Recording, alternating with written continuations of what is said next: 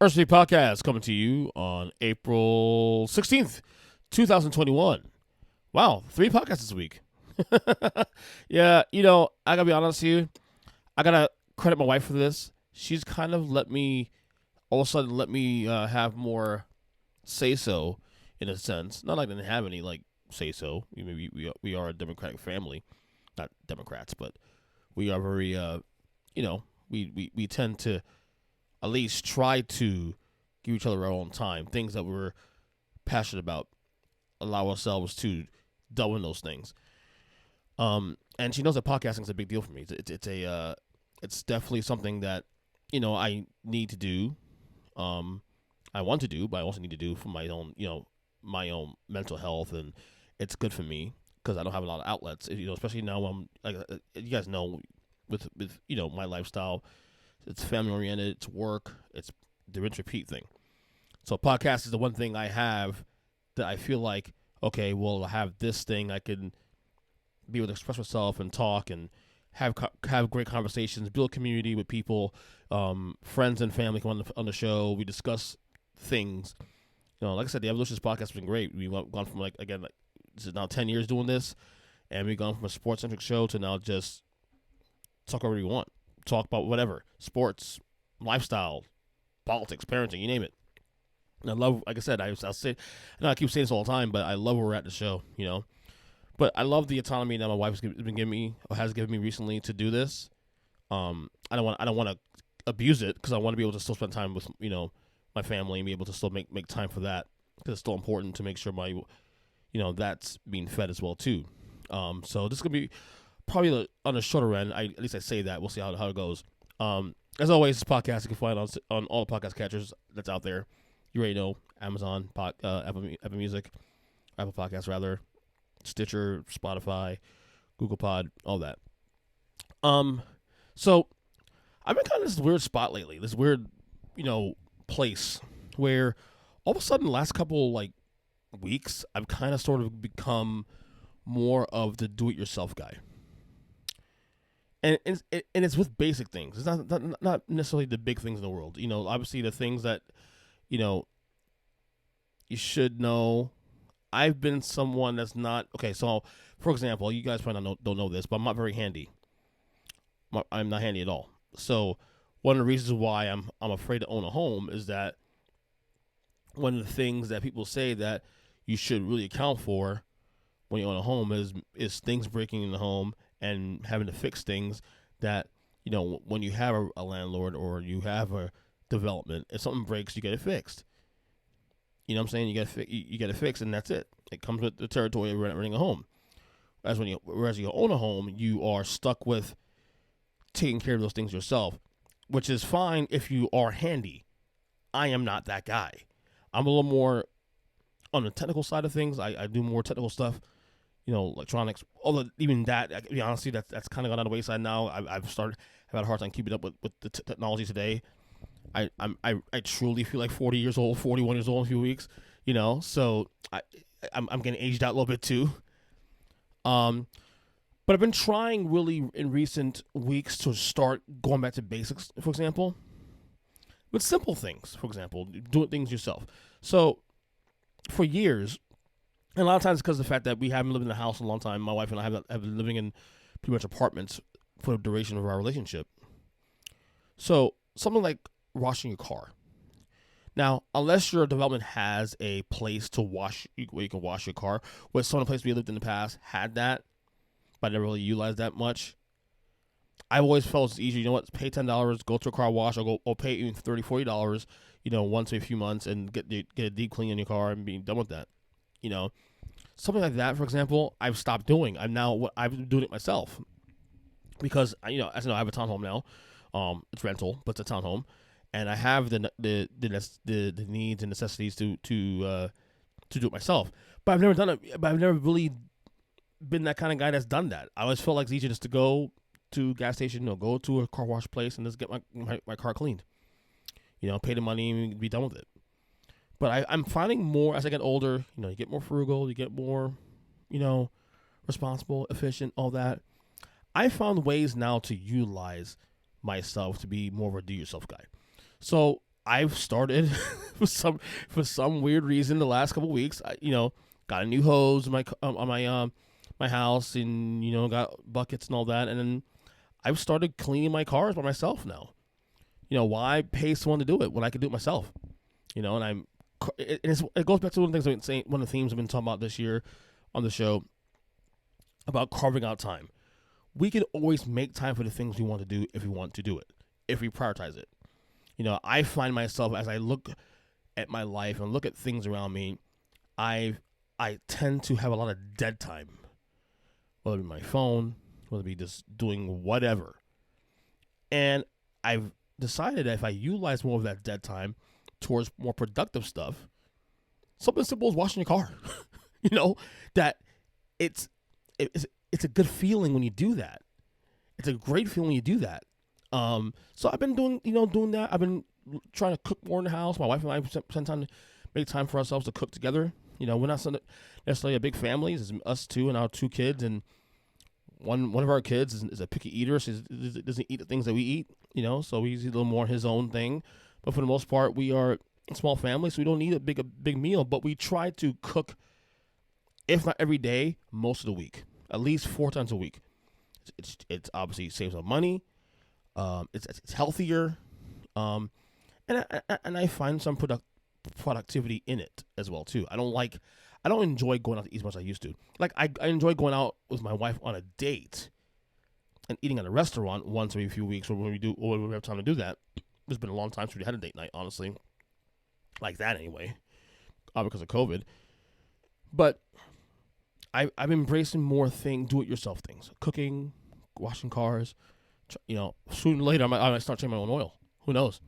Which I've done before in the past, actually. My stepfather is very handy. He taught me a long time ago when I was like my early 20s, how to change your own oil, and it's not that hard actually.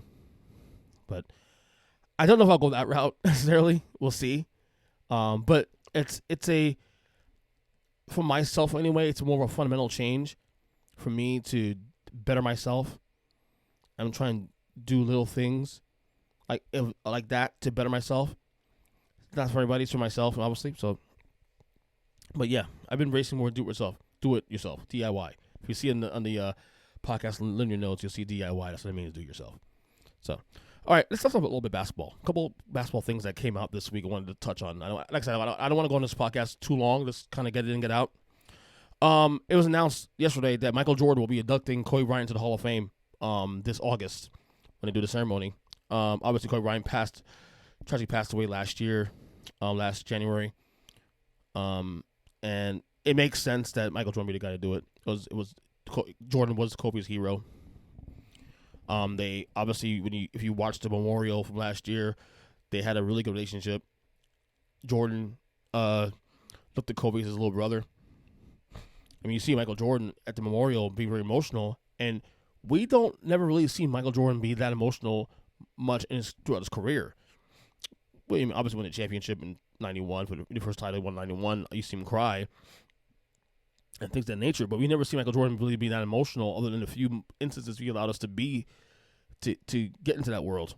But seeing how emotional he was with following Kobe's death last year, kind of sort of came full circle. Also, coming to really see a side of Jordan that, again, we have not. People like me who grew up with Michael Jordan in my teen years, not seeing that, and then seeing it as now, in present day, very shocking and heartwarming and all that. So, but it makes sense. I mean, who else really could induct Kobe Bryant into the Hall of Fame? I mean, the only person I could think of really is Shaq. Maybe could do it. I would say maybe Magic Johnson. But it makes sense that Jordan's the guy to do it. Honestly, it makes total sense. So, but I'm looking forward to seeing that ceremony there this year. This class is actually gonna be a really, really good class of players getting into the Hall. Obviously, Kobe, Tim Duncan, Kevin Garnett. To really a lot of the 1996 class, a large part of the 95-96 class going in this year, and 97 because of Duncan, of course.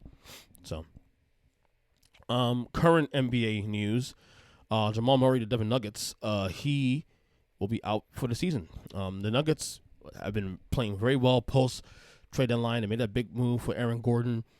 With the Lakers having injury issues, the thought is that the Nuggets are going to be one of those teams that could see an opportunity to really slip in there, maybe go to the finals.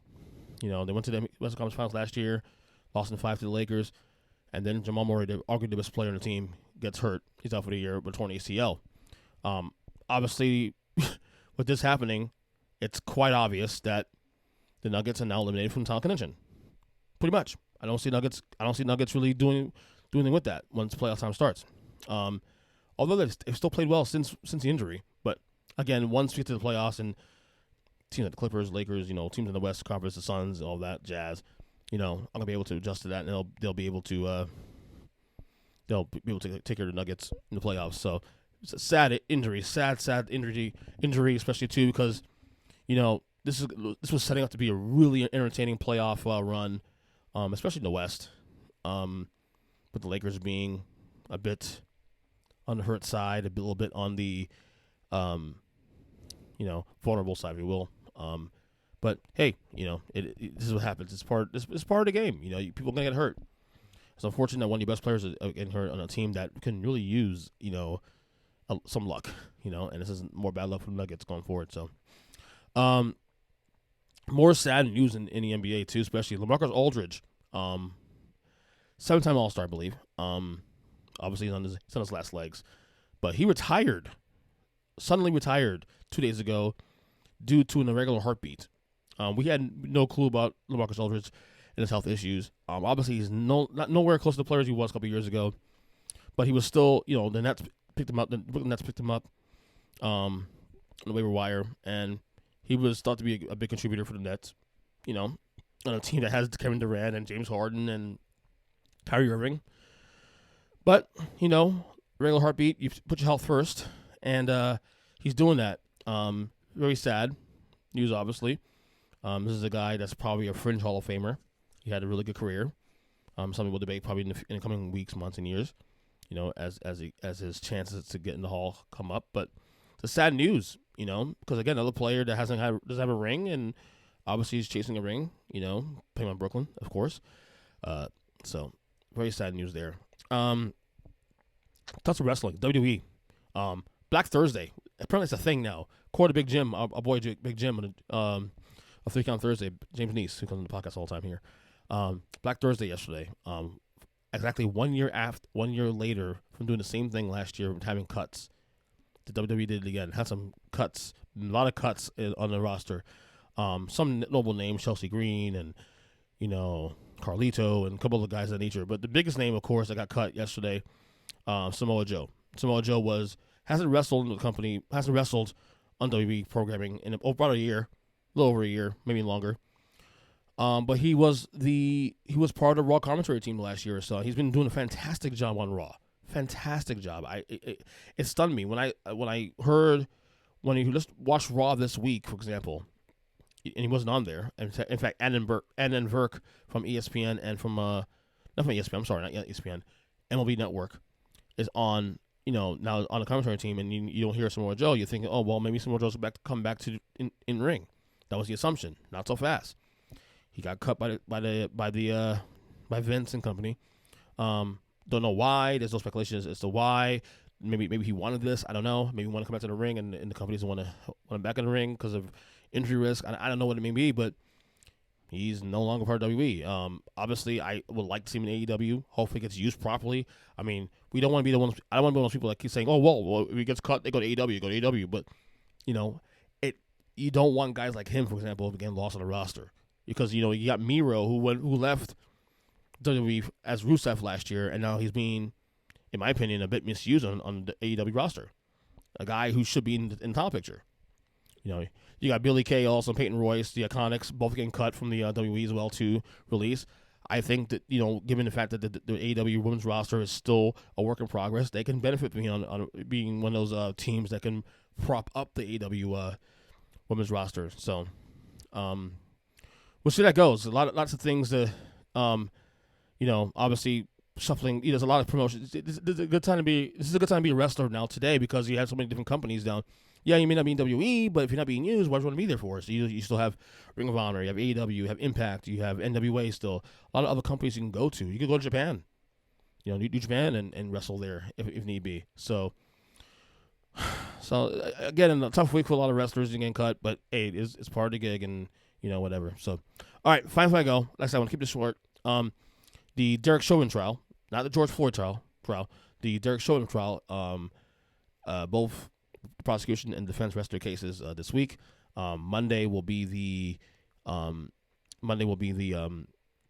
start of closing arguments, and then we'll have verdict. I've made a point not to watch this trial. I've decided, like I said this on the last episode we did, to my politics. I'm not saying this is a political thing, obviously, but there's a lot of political influence when it comes to talking about the situation when George Floyd's death and all that. That's just the nature. It doesn't make it right, but it is what it is. But I made a conscious decision early on to not watch this trial. Not saying I'll get triggered, but in general, I've been trying to kind of just go to a place now where I can't take any more negative commentary. I can't take any more, the politics and the deaths, and we're seeing more deaths now, especially minorities getting killed by police. Some, other minorities being killed for whatever reason. And again, my position on that. I respect law enforcement. There are a couple bad apples, obviously, in there, and we like to hope that the good ones are able to take care of that and to weed out the bad apples. But it is what it is at this point right now, and it's no longer a surprise. I'm at this point numb to it. I'm numb to this stuff now. I'm at a point in my life now where I do care, but at the same time, I can't get stressed over this stuff anymore. It's just too much. I got enough personally on my plate to worry about. And I'm not saying, like I said, I do care, but mental health. Like I said, if I can't handle dealing with the situation with that stuff and investing time in that stuff, then I need to step away from that, no matter what it is. Anything that stresses you out, that you need to step away from that. So I made a decision to not watch this, not really follow this trial, other than maybe reading the news every couple of days and seeing what the latest updates are. But I'll say it again, as I said a few weeks ago when this trial started. I think the prosecution was very smart to lower the murder charges, because if Chauvin was on murder 1 charges, there's a very good chance he gets off of this thing, and this could be a disaster for this country. I think murder 3 charges, which he's at now currently, heightens the possibility of him getting charged. I don't see him getting off on this, but at this point, given everything we've seen in these last few years, in the last decade, nothing will surprise me at all. But I don't know. We'll see. But again, my fear, as I said before, is if he gets off of these charges, especially murder 3 charges, that charges have been lessened, and he still gets off, I shudder to think what this country can look like, after it, post-trial. So, but again, we'll address that when the time comes. I'm not going to touch on this anymore until we get to the verdict and all that. Obviously, I'll react to the verdict on the show once we get to that time. But I just hope the right thing is done here. And this is that. So, again, like I said, short pod, 20 minutes in, get in, get out. We'll talk soon on Twitter, EJChristian7, Earnestly Media, of course, earnestly.net. So Earnestly Media, of course, on all the social media platforms, YouTube, Facebook, Twitter, Instagram, you name it. And we'll talk soon. Love you guys. Take care, and see ya.